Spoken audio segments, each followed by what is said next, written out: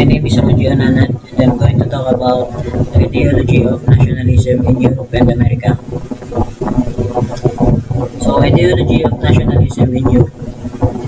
It initiated with the Springs of Nation in 1848. Leon Barodat, an author that also creates books about political ideology, said that nationalism calls on people to identify with the interest of their national group and to support the creation of a state.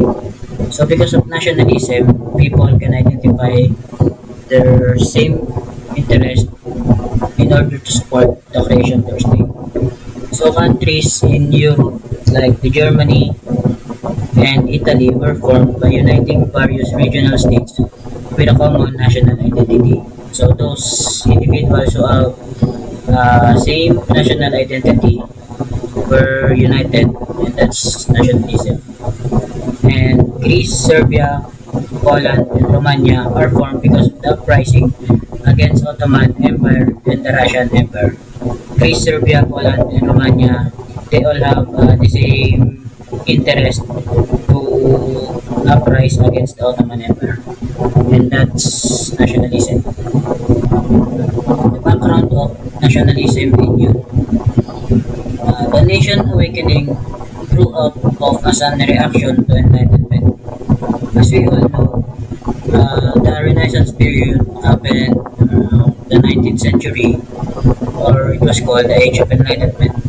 It is when nationalism awakens in Europe. It emphasized the nation identity and developed romantic view of cultural self-expression through nationhood. G.W. Friedrich Hegel, he is a philosopher. He is the key exponent of the modern idea of the nation state in Europe. He said that the French Revolution, although primarily a republican revolution, initiated a movement toward a modern nation state and also played a key role in the birth of nationalism across Europe, where radical intellectuals were influenced by Napoleon Bonaparte. So Napoleon Bonaparte is a French statesman and military leader who led many successful campaigns during the French Revolution. During the revolution, the the revolutionary armies carried the slogan of liberty, equality, and brotherhood. It is said that the sense of nationality was the cement that held modern societies together. After the Napoleonic Wars, the majority of powers of Europe tried to restore the old dynamic system, and nationalism was ignored. So, nationalism in America. So, the American nationalism or United States nationalism, it is form of civic nationalism, cultural nationalism, economic nationalism, or ethnic nationalism. It is found in the United States. Essentially, it indicates the aspects that characterize and distinguish the United States as an autonomous political community. The term often serves to explain efforts to reinforce its national identity and self-determination within their national and international affairs. So, all forms of nationalism, the civic nationalism, the cultural, economic, and the ethnic nationalism, have found expression throughout the United States history, depending on the historical period.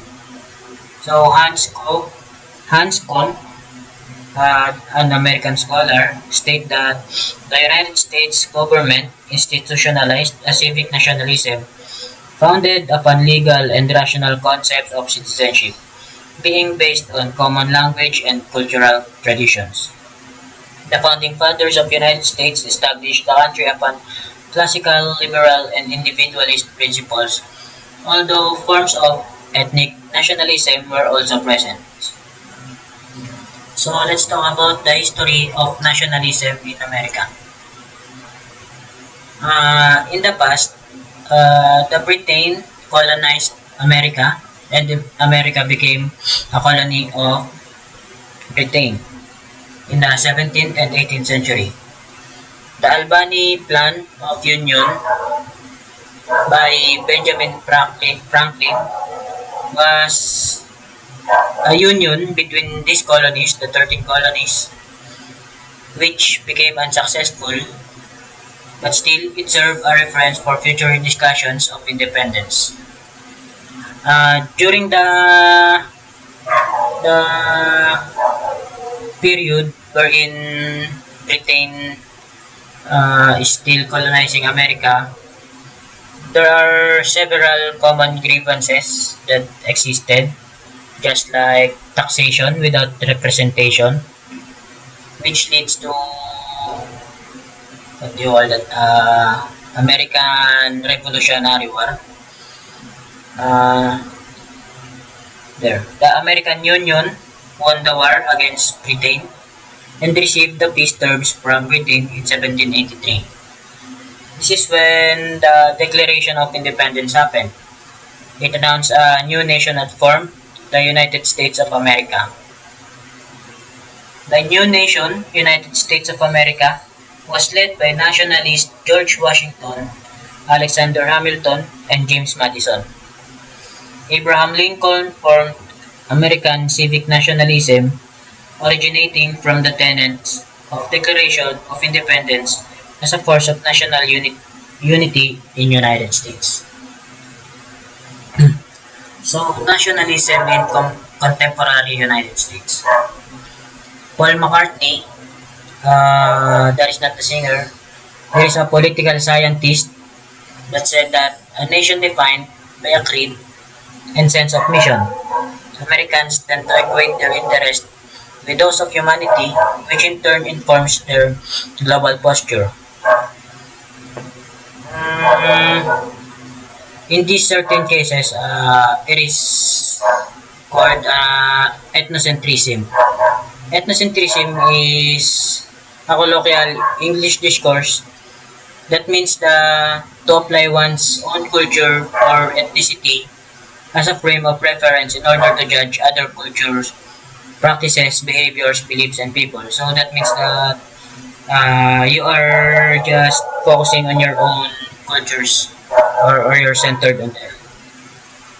Due to the distinctive circumstances involved throughout history in American politics, its nationalism has developed in regard to both loyalty to a set of liberal, universal political ideals and perceived accountability to propagate those principles globally. So the September 11 attacks of 2001 led to a wave of nationalist expression in the United States. Because of these attacks, nationalism in United States became more stronger. This was accompanied by a rise in military enlistment that included not only lower-income Americans but also middle-class and upper-class citizens. Because of the attacks, even upper-class citizens or those who are rich, businessmen, just like businessmen, they joined the military enlistment just to show their nationalism to their country, and that is a good form of nationalism in United States. So that's all. Thank you.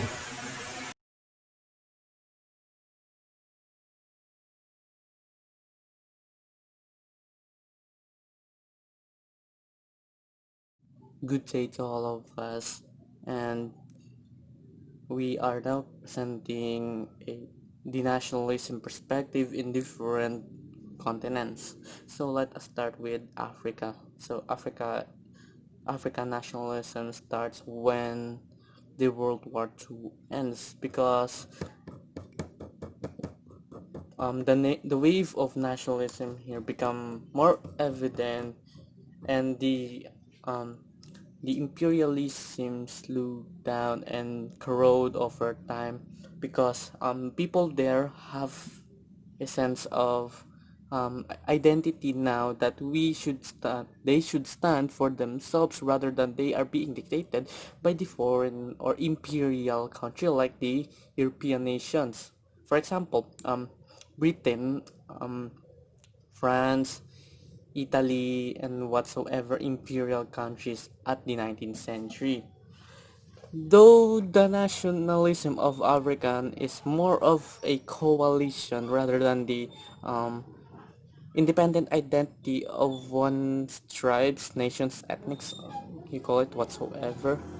Um, the nationalism starts from being a democratic one or civic one into a more of a violent.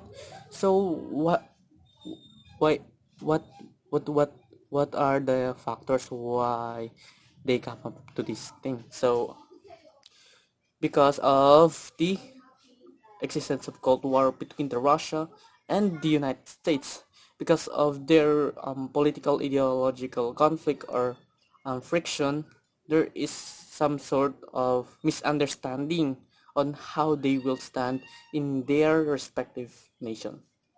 So that's for the African nationalism.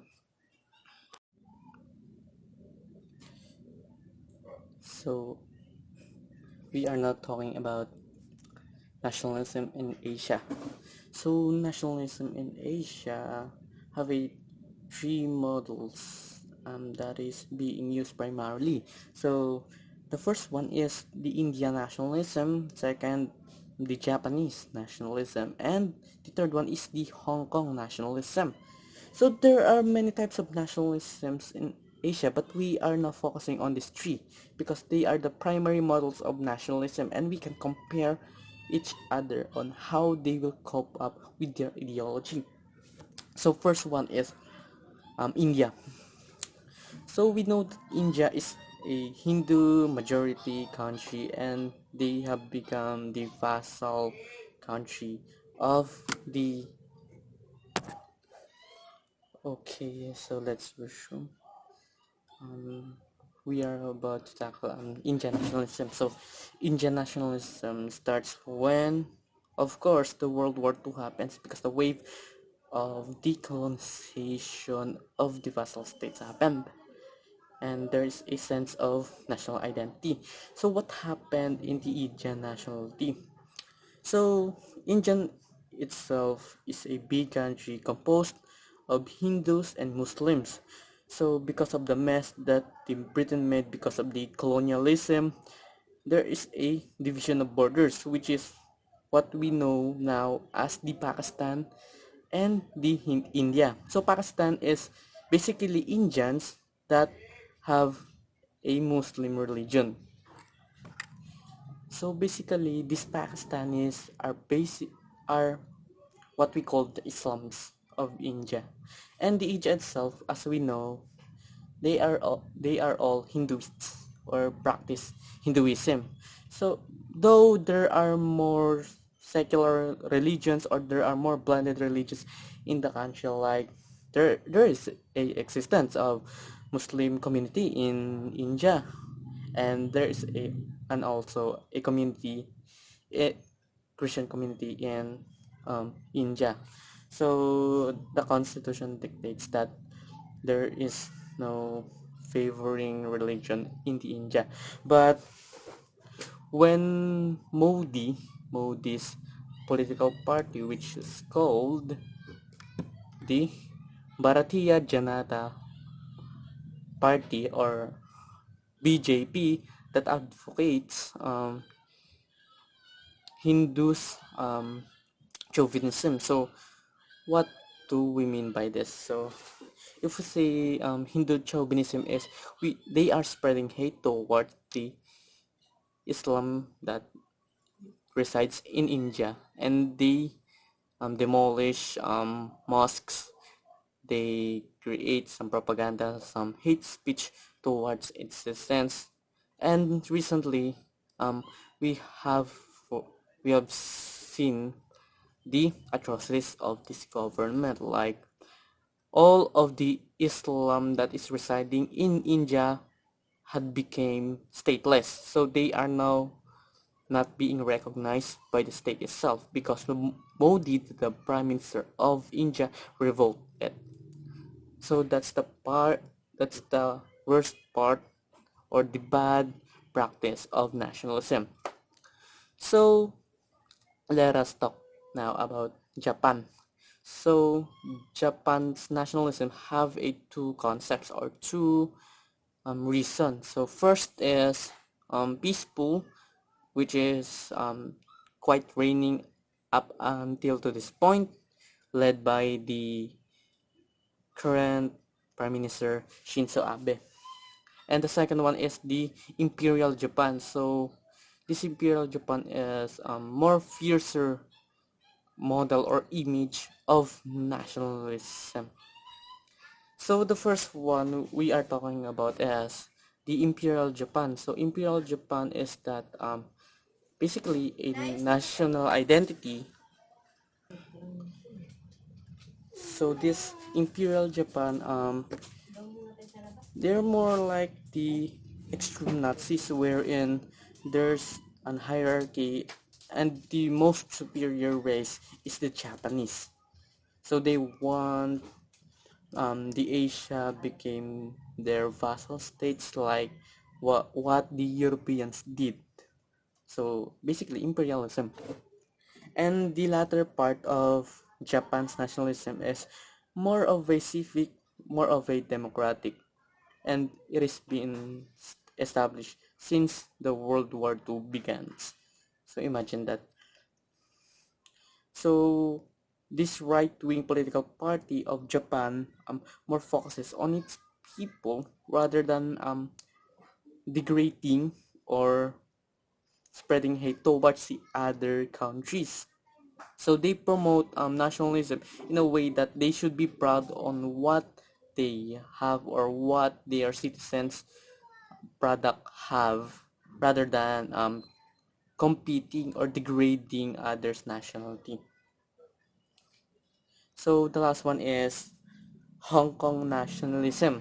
So basically Hong Kong nationalism, they want to have a separate form of government, and they want an independency towards China. So if we think of Hong Kong, they are more advocating of Taiwan-like government which is independent though they are small, so they can portray or they can mandate their people, because as far as we concern, Hong Kong is a special administrative region of China, which is um, mainland China has a jurisdiction over their territories, their laws, and their ordinances, which led to mass protests and instability towards that particular region. So the best example of this is the umbrella protest that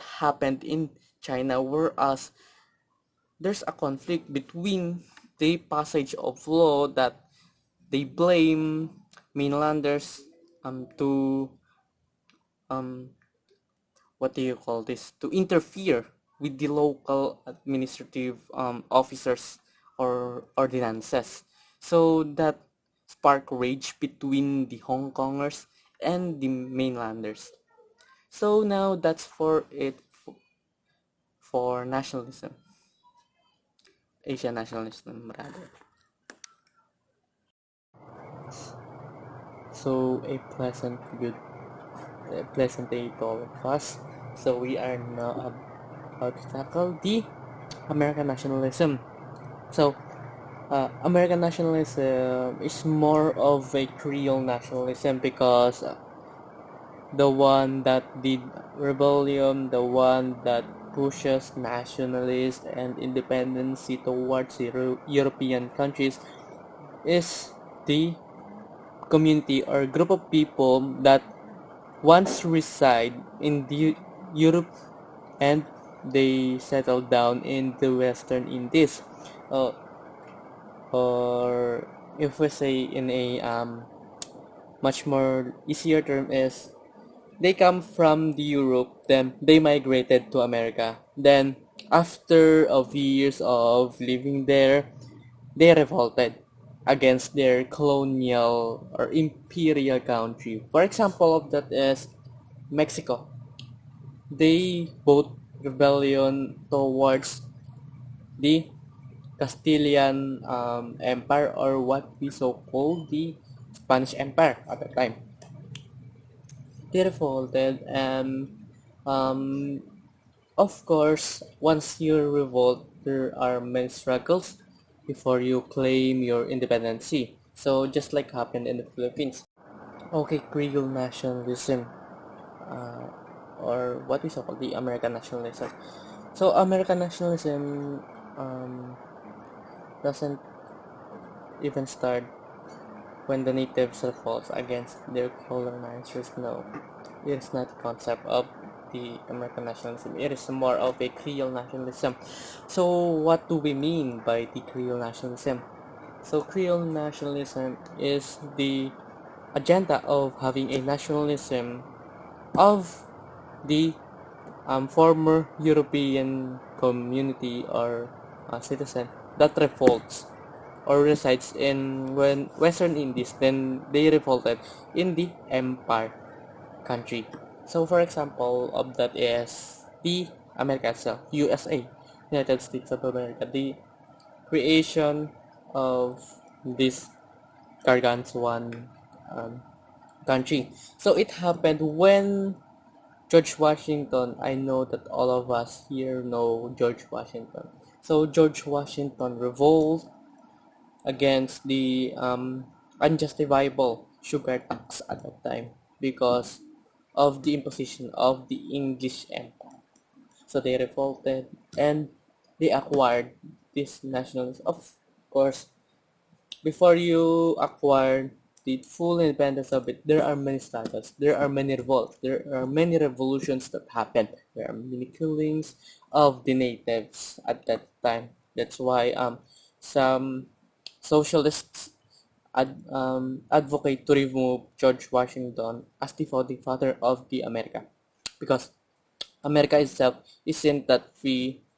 It only free for those former European citizens that resides on the West Indies, not the total bloc, not the natives, not the African people. So we know the history of USA.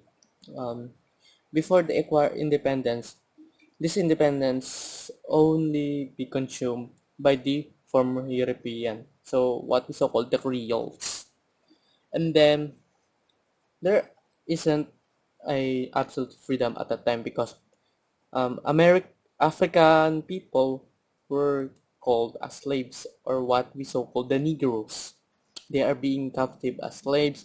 They work for about 12 hours every day just to get the crop and just to get the production. So the best example of literature in Creole nationalism isn't come from the America itself, which is contradicting to what I am saying. But the best example of that is the literature of Jose Rizal, the most popular national hero of the Philippines, specifically the Noli Me Tangere and the El Filibusterismo. So we all know in the Philippines that the contents of Noli Me Tangere or Tangere is more of the struggles of Maria and Crisosoma Ibarra.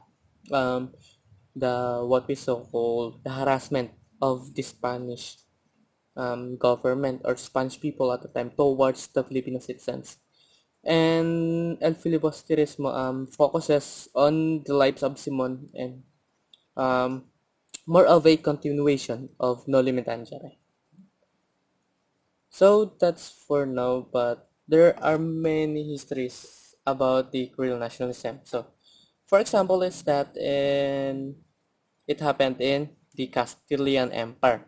So what we so called or what we known as the Spanish Empire. So at that time, Mexico, we all know Mexico is a part of the Castilian Empire. So at that time, 15th century, I think the most biggest empire at the time is the Spanish Empire due to the influence of Ferdinand Magellan and the justification that the earth is circumferate, or what we so called can rotate 180 degrees. Okay, that's for now for the Creole nationalism. Thank you for listening.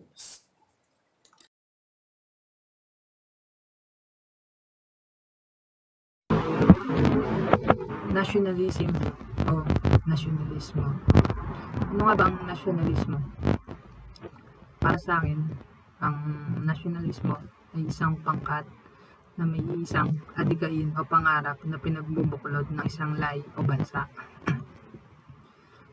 Bakit nga ba mahalaga ang nasyonalismo?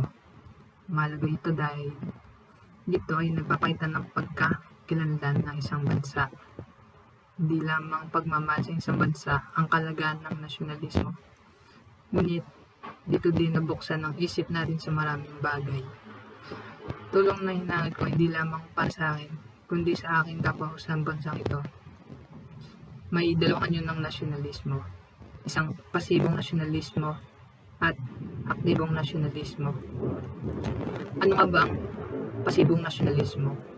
Ang pasibong nasyonalismo ay nagpapakita ng pagmamahal sa bayan gamit ang mapayapang paraan. At ang aktibong nasyonalismo naman ay nagpapakita ng pagmamahal sa bayan sa pamamagitan ng das. Halimbawa na lamang ng nasyonalismo ay yung KKK. Ginamit nila dito ang aktibong nasyonalismo na kung saan nagpapakita ng pagmamahal sa bayan sa pamamagitan ng das.